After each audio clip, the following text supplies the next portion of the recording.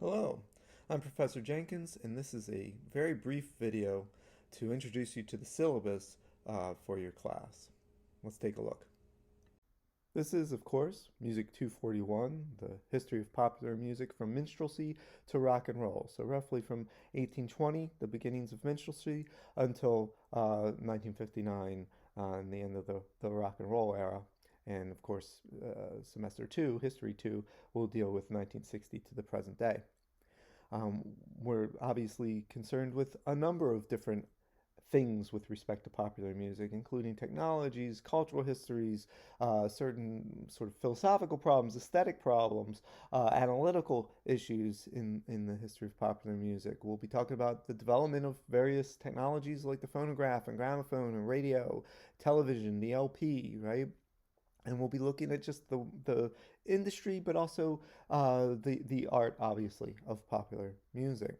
So we have various learning outcomes that follow from this. We'll be able to identify key periods and songs and so on, classify songs according to genre, outline key historical and music theoretical and critical elements pertinent to artists and genres, illustrate voice leading paradigms and common chord progressions, analyze songs of the period, examine with respect to melody, harmony, and form and voice leading, critique songs of the period with respect to historical and philosophical concerns, appraise critical writings on popular music, produce readings of songs that bring together analytical and critical interpretive elements, and then imagine how specific historical figures would have interpreted specific genres of popular music. Now, these learning outcomes are not rote. These are things that I created, right? They're not just something created for me by the university, and they each pertain to various cognitive levels, right? So the early ones are really just about memorizing facts and so on, and later ones are about applying those facts or using analysis or being creative in some fashion, right?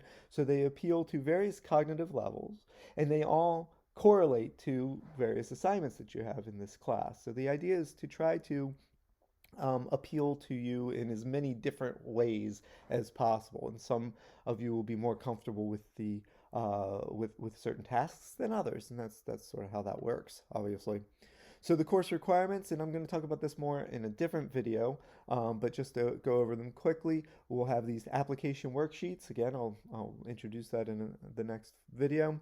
And then some various term paper assignments, including a proposal, an analytical paragraph, and a historical and an opening paragraph for that term paper that you will then bring together into a final draft of the term paper, right? So notice that your original writings of most of those things are 20 points each, and the final revision and completion is also 20 points. So it's not that the term paper has by itself this great amount of weight, it's the whole cumulative process of bringing this thing together. Then, of course, there are quizzes, 4 of them, and I dropped the lowest scoring quiz. I don't offer makeup quizzes or people taking late quizzes. You have to take them on the day they're assigned, and if you miss it, then that's the one that gets dropped. If you miss more than one, then you need to figure out how to not do that. Obviously, there are no makeup quizzes. There's a midterm for 60 points, a final exam for 60 points, and then participation is 20 points. And participation is a real grade, right? During those discussion sessions, I expect you to ask questions and answer questions and have ideas. If you're shy, I'm more than willing to accommodate that. If you don't feel comfortable talking out loud in those sessions, feel free to contribute via the chat. If even that is too much exposure for you, just write me emails with your thoughts about various sessions, right? But somewhere over the course of the semester, you'll need to have participated a decent amount. Now, I have a little rubric, right, that gives you sort of points that you're trying to accumulate over the course of the semester. Now, there's no textbook for this class. Everything comes from podcast episodes, PowerPoint lectures, and outlines that I provide. The course is conducted online, so you'll find the readings and the outlines on Blackboard. And then some things will be a podcast. The podcast name is Sound Philosophy, and it's on Spotify and Anchor. I would use Spotify as the easiest way to access it. There are also some PowerPoint presentations, and I'll show you how to access that in a second. There's a Spotify song list that has all the songs that are in the syllabus, except for one. For some reason, I Wonder by Cecil Gant wasn't available, so you'll have to look that one up on YouTube. But everything else is on a Spotify playlist. And you can follow me on Spotify. Um, I have it somewhere else, I guess. But it's Chadwick 4, the number 4, CCNY, right? And I'll send you a link for that. Then there's my YouTube channel. There will be a few videos on there, and that's Chadwick Jenkins Musicology. And you have to view these materials, you have to prepare the materials before you come to class. The idea is that the class is really a discussion class from 11 to 12:15 p.m. on Tuesdays and Thursdays. All right.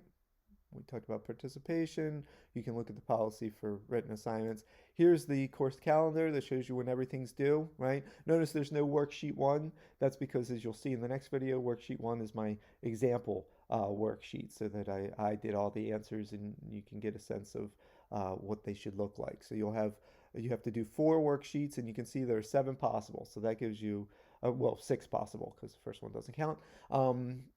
So that gives you 2 possible extra credit, and that's the only form of extra credit in the class. You can see when the quizzes are scheduled, and so on. You'll also see on Blackboard that you already have access to the midterm and the final, except for the multiple choice portions of those exams. But the majority of the exams, each of those exams consist of 4 components total. The multiple choice component is, of course, not available yet, but the other 3 are ready. You can start working on them now if you wish, right? And one of the things you'll have to do is pick a topic for part 2 of the midterm to write an outline for, and you need to let me know that roughly a month ahead of when the midterm is, and the same thing applies to the final. So you can see that I'm asking for the topic roughly a month before the final. The final's already scheduled for the 16th of December. Zoom courtesy, you can read that on your own. Obviously, you just don't want to distract other people. You want to participate and not distract. You can look at the policy for plagiarism and the accessibility statement. And then you have the weekly assignments. And this is where you get the material you need to prepare, right? So SP and then the number or the title, that's going to indicate the Sound Philosophy podcast episode, which, again, you can just get through Spotify. All the PowerPoints can be found either on the CUNY OneDrive, and you'll have to sign in for that, or if that's not working out for you, you can use this link and get them via Dropbox. I recommend you download them. They don't seem to play very well unless you download them, but once you do that, you can follow these directions and you can hear my narration to them. Then after that, it's just the schedule of the classes, what you're going to do for each thing. There are some things that are required, viewings that are required, some things that are optional, but mostly what you're doing is you're looking at the PowerPoint lectures and you're listening to the podcast episodes. And take notes and be ready to discuss. I'm looking forward to the semester, and I'll see you soon.